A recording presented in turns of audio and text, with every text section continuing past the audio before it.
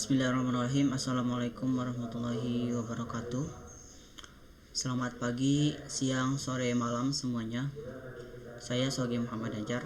Pada kesempatan kali ini saya akan menyampaikan hasil analisis mengenai sistem keamanan jaringan nirkabel dengan judul analisis sistem keamanan jaringan WPA2 PSK menggunakan metode penetration testing dengan studi kasus yaitu router TP-Link dengan tipe TLWR741ND.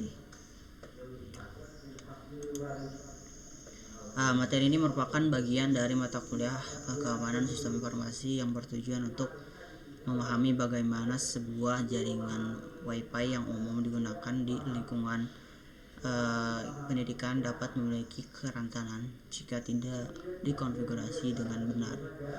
Berikut untuk petasan bahasan-bahasannya. Yang pertama ada latar belakang, rumusan masalah, metodologi penelitian, hasil pengujian, kesimpulan, dan rekomendasi.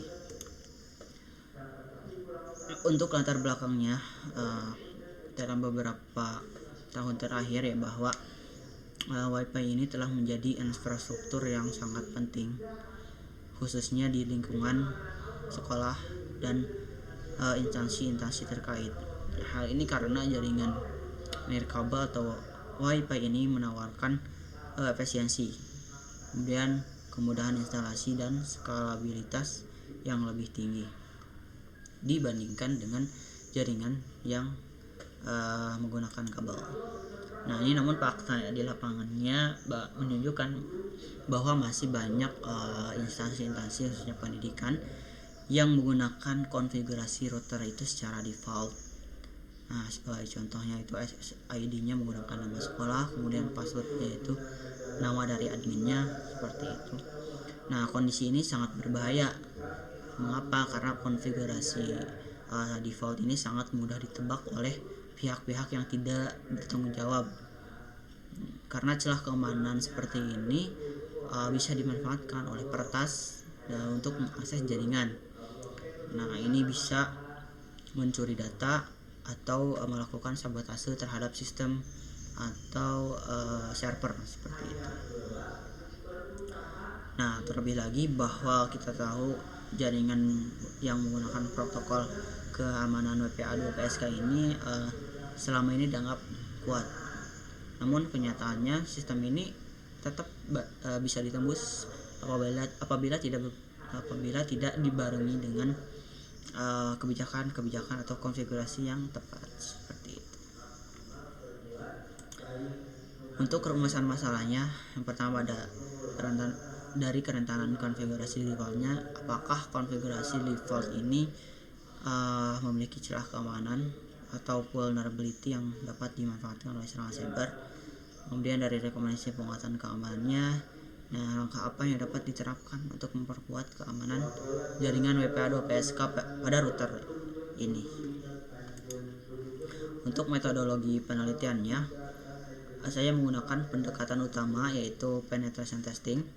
Nah, penetration testing ini merupakan simulasi serangan secara terkontrol untuk mengidentifikasi kelemahan atau kerentanan untuk melihat potensi kelemahan dalam suatu sistem jaringan. Nah, metode ini saya lakukan dengan beberapa tahapan pengujian. Yang pertama ada analisis kebutuhan. Ini untuk melihat atau memahami lingkungan jaringan yang akan saya uji. Kemudian perancangan. Untuk perancangan ini saya melihat konfigurasi dulu dari routernya. Kemudian tools apa saja yang dapat digunakan untuk melakukan exploit. Yang ketiga ada implementasi atau pengujian. Tahapan ini untuk mencoba langsung untuk menguji menggunakan penetration testing. Kemudian ada dokumentasi. Nah, ini untuk mencatat hasil serta memberikan rekomendasi apa saja yang dapat digunakan untuk pencegahannya. Baik, untuk tahapan pengujian yang pertama kita harus mengecek dulu IP address dari host yang kita gunakan. Nah, ini ada 3 ya yang saya gunakan, yaitu host device-nya, terus Kali Linux dan Metasploit. Untuk IP address dari host device, saya mendapatkan alamat IP 192.168.1.110 dengan IP router atau default gateway-nya 192.168.1.1. Kemudian IP address dari Kali Linux saya mendapatkan 192.168.291.129. Kemudian untuk IP Metasploit-nya saya mendapatkan IP 192.168.229.130. Baik, untuk langkah selanjutnya itu langkah kedua ini harus mengecek dulu koneksi dari Kali Linux. Apakah Kali Linux ini sudah terkoneksi ke internet, ke routernya. Nah, untuk mengeceknya kita harus ping dulu ke IP router yaitu 192.168.1.1. Nah, ini bisa dicek bahwa membuktikan ini statusnya reply. Kita sudah terkoneksi ke jaringan router. Kemudian ada check discovery. Nah, check discovery ini untuk melihat perangkat-perangkat mana yang aktif dan memastikan tidak ada perangkat-perangkat yang terhubung dari luar gitu, untuk ke jaringan virtual kita. Untuk langkah ketiga itu kita melakukan pemindaian port atau port scanningnya. Nah, saya menggunakan tools Nmap untuk melakukan pemindaian port tersebut. Nah, dalam Nmap ini kita bisa melihat bahwa port-port mana yang terbuka dari IP Metasploit-nya yaitu 192.168.229.130. Nah, bisa dilihat bahwa ada beberapa port yang terbuka, yaitu ada port FTP, SSH, Telnet, SNTP sampai HTTP. Nah, ini sehingga kita bisa melakukan exploit melalui salah satu dari port tersebut. Nah, untuk kasus ini saya akan memilih port Telnet atau dengan nomor 23 untuk dilakukannya exploit. Nah, bagaimana caranya?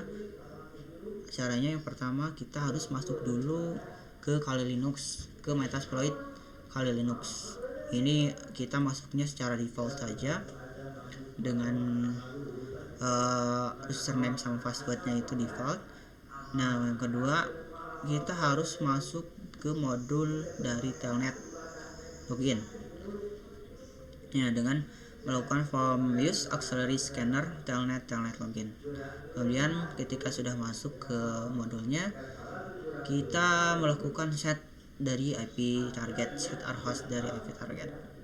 Nah, untuk IP targetnya itu tadi IP Metasploit yaitu 192.168.229.130. Kemudian kita langsung menjalankannya atau run. Bisa dilihat bahwa statusnya ini sudah komplit atau auxiliary mode-nya sudah tereksekusi dengan baik. Nah, ini bisa kita lihat bahwa statusnya ini kita sudah mengeksploit port dari telnetnya. Nah, untuk mengeceknya, untuk membukanya, kita masuk ke Kali Linux menggunakan Metasploit.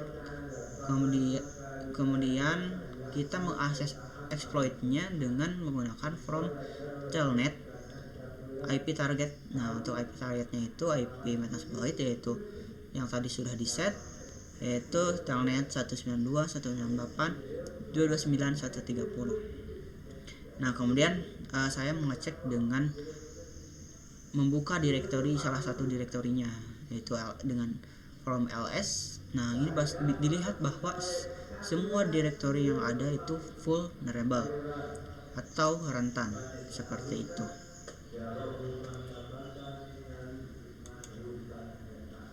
Nah, baik, untuk kesimpulan dan rekomendasi yaitu bahwa jaringan WPA2 PSK ini masih terdapat celah keamanan yang rentan atau vulnerable terhadap port yang terbuka. Nah, yang kedua ada tadi yang sudah port yang kita sudah uji yaitu port telnet dapat dieksploitasi menggunakan Metasploit di Kali Linux. Nah, untuk rekomendasi pencegahannya yaitu kita harus menggunakan kombinasi password yang kompleks. Kemudian memastikan akses admin di router. Nah, ini akses adminnya itu bisa